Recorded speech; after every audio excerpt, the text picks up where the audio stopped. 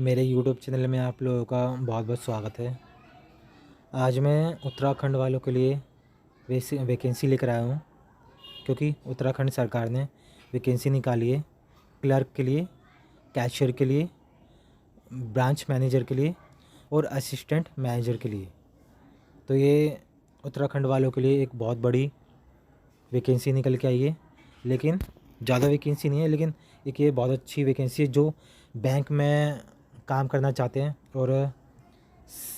और जो उत्तराखंड में रहते हैं। तो ये वैकेंसी उन लोगों के लिए है। लेकिन उससे पहले आपको मेरा यूट्यूब चैनल जो है वो सब्सक्राइब करना पड़ेगा। आप मेरी वीडियो पे यदि पहली बार विज़िट करा आपने तो मेरे यूट्यूब चैनल को ज़रूर सब्सक्राइब करें, और जो मेरी वीडियो जो देखते रहते हैं वो नोटिफिकेशन को ज़रूर ऑन करिए और अपने 5 दोस्तों को ज़रूर शेयर करें जो उत्तराखंड से बिलोंग करते हैं। तो चलिए बात करते हैं। सबसे पहले मैं आपको बैंक का नाम बता देता हूँ, cooperative Uttarakhand state cooperative bank. तो ये बैंक का नाम है।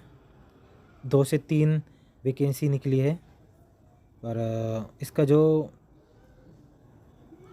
ग्रुप 3 और ग्रुप 2 में वैकेंसी, ग्रुप 1 और 2 3 इन तीनों में वैकेंसी निकल के आई है। ग्रुप 1 और 1 2 3 तीनों में वैकेंसी निकल के आई है।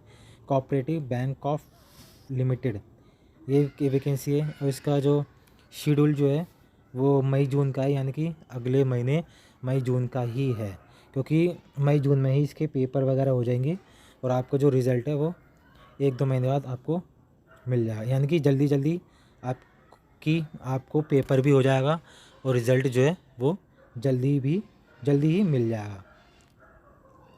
तो इसमें जो वैकेंसी जो निकल के आई है वो मैं आपको बता चुका हूँ, लेकिन एक बार मैं फिर भी बता देता हूँ। असिस्टेंट मैनेजर की वैकेंसी निकल के आई है, और कैशियर, क्लर्क की और ब्रांच मैनेजर की। तो बात करते हैं पाटीसी प्रिंटिंग बैंक, यानी कि ये कुछ है इनका पाटीसी प्रिंटिंग बैंक। तो ये इनका है कुछ, तो लेकिन district cooperative bank Dehradun. Okay, यानी कि इनकी ये 3 ब्रांच हैं। सॉरी, इनकी ब्रांच भी है। इनकी जो ब्रांच है वो देहरादून, गोठावार और न्यू हेरी, तो इनकी ब्रांच है। तो यहाँ पे ये बैंक है। तो यहाँ पे आप इसमें यदि भर्ती होते हैं तो आपको यहाँ पे इन लोकेशनों पे आपको जाना पड़ेगा और वहाँ पे आपकी ज्वाइनिंग होगी। तो ये हैं उधम सिंह नगर डिस्ट्रिक्ट, रुद्रापुर, गोपेश्वर, हल्द्वानी, अल्मोड़ा और पिथौरागढ़, उत्कर्षी, रुड़की, न्यू हेरी, न्यू तेरी और कोटावार और देहरादून। तो ये इनकी ब्रांचेस हैं। तो इन ब्रांच में आपको वहाँ पे ज्वाइनिंग करनी पड़ेगी। लेकिन मैं आपको एक चीज़ और बता देता हूँ, ये सारे जो राज्य हैं ये उत्तराखंड में ही है। तो आपको घबराने की कोई ज़रूरत नहीं है, ये उत्तराखंड में ही है और उत्तराखंड में ही आपकी जो भर्ती होगी। तो अब बात करते हैं इसकी जो शहर वाइज वैकेंसी जो निकाली है और कैटेगरी वाइज जो वैकेंसी निकाली है। देहरादून, हरिद्वार, टिहरी, उत्कर्षी, कोटद्वार, चमोली, अल्मोड़ा, यूएस नगर, पिथौरागढ़। तो ये टोटल 8 जगह हैं जहाँ पे इनके ब्रांच हैं। और कैटेगरी वाइज आप देख सकते हैं 7, 1, 3 और वुमेन के लिए भी है, 2, 1 एक्स सर्विस मैन के लिए भी है। और बाकी आप देख ही सकते हैं मेरी वीडियो में। और यदि आपको इसके बारे में लिंक वगैरह यदि प्रोवाइड करने हैं तो उसके लिए आपको मुझे कमेंट करके बताना पड़ेगा। और नैनीताल, 10 जगह पे इनकी वैकेंसी निकाली है। टोटल 10 जगहों पे, यानी कि 10 जिलों में इनों की वैकेंसी निकाली है नैनीताल, और 10वां है नैनीताल। तो ये आप देख सकते हैं मेरी फ़ोन स्क्रीन पर। बात करते हैं ग्रुप जूनियर ब्रांच मैनेजर। जो जूनियर ब्रांच मैनेजर है उनकी जो वैकेंसी है वो आप देख सकते हैं, देहरादून, हरिद्वार, टेहरी, उत्तरकाशी। तो ये यहाँ पे भी लगभग 10 जगह वैकेंसी है। तो जहाँ सरकार को, उत्तराखंड सरकार को जहाँ ज़रूरत होगी वो वहाँ पे भेज सकती है। सीनियर ब्रांच मैनेजर की भी अब कैटेगरी वाइज आप देख ही सकते हैं, अल्मोड़ा, पिथौरागढ़, नैनीताल। तो बात करते हैं मैनेजर की, ग्रुप 1 मैनेजर, ओनली मैनेजर। इसकी जो वैकेंसी जो उत्तराखंड में, सिर्फ उत्तराखंड में ही इसकी जो वैकेंसी है। अब बात करते हैं असिस्टेंट मैनेजर की भी उत्तराखंड में ही वैकेंसी है। आप मेरी फ़ोन की स्क्रीन पे देख ही रहे हैं। बाकी अब्रीविएशन, ये क्या लिखा है, अब्रीविएशन यानी कि जो कैटेगरी वाइज है उसके बेसिस पे ही बताया गया है। Ex serviceman, physical handicraft, EWS, SC/ST वाले, और low vision, partner blind, hard hearing, यानी कि जो एसिड अटैक, जो जैसे कि, बाकी आप समझ ही रहे हैं मेरी बात को, मैं एक्सप्लेन नहीं कर पा रहा हूँ लेकिन आप मेरी बात को समझ ही रहे हैं मेरी वीडियो को देखकर। तो उसके बेसिस पे इनको छूट दी गई है। Candidate intending to apply for examination shall ensure that they fulfill the minimum eligibility criteria specified by board in the advertisement। तो ये इन्होंने कुछ अलग लिखा है। अब इन्होंने कुछ और भी कुछ लिखा है, इतना लंबा चौड़ा, लेकिन ये जस्ट फॉर्मेलिटी होती है। इसमें सिर्फ यही लिखा गया है कि आपको सावधानीपूर्वक एडवर्टाइजमेंट आपको पढ़ना है, उसके बाद आपको फॉर्म फिलअप करना है। ऑनलाइन फॉर्म फिलअप होगा, सारे जो डॉक्यूमेंट है वो स्कैन करके भरने हैं, और उसमें जो फ़ीस जो मांगी है आपको फ़ीस जमा करनी है, उसकी जो स्लिप है उसको डाउनलोड करनी है, और फॉर्म को भी डाउनलोड करना है। तो मेन जो है उसमें यही लिखा है, और ओरिजिनल जो डॉक्यूमेंट है वही सबमिट करें। सिटीज़न जो है वो इंडियन, नेपाल, भूटान जो भी है वो आप देख सकते हैं।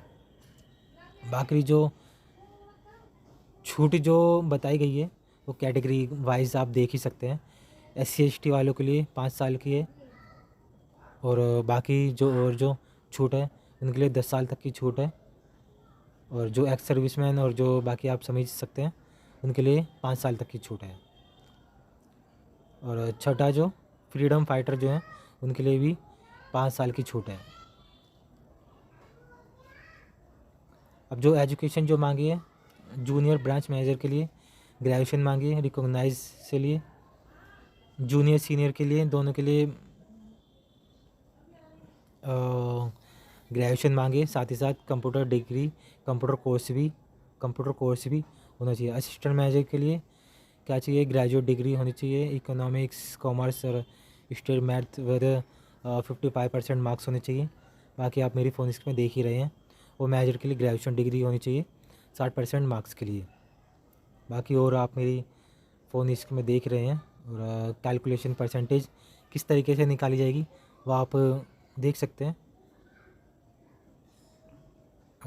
और कुछ यदि आपको पूछना हो तो पूछ सकते हैं, मुझे कमेंट कर सकते हैं, कमेंट करके मुझे बता सकते हैं। जो भी आपको चीज़ की ज़रूरत है वो आप मुझे बता सकते हैं। और अब बात करते हैं पेपर के बारे में। पेपर जो होगा वो हिंदी इंग्लिश में होगा, और 6 सब्जेक्ट होंगे, रीजनिंग, नोबोलॉजी, financial awareness, Hindi knowledge, English knowledge and computer knowledge. Total 120 minute का होगा और 200 नंबर होंगे। और ब्रांच मैनेजर के लिए ये क्लर्क के लिए है, ब्रांच मैनेजर के लिए भी सेम है, लेकिन उनके लिए थोड़ा अलग पेपर होगा, और सीनियर ब्रांच मैनेजर के लिए भी अलग पेपर होगा। मैनेजर के लिए जो है और आधे घंटे का पेपर होगा, 40 नंबर का पेपर होगा, हिंदी इंग्लिश में आएगा, और रीजनिंग और क्वांटिटेटिव एप्टीट्यूड। तो ये है, तो इन दोनों पर इनका पेपर होगा।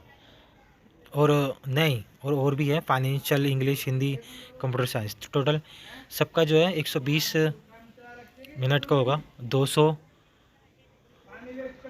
जो है 200 मिनट का मैक्सिमम 200 नंबर का पेपर है, वो आपको भरना पड़ेगा।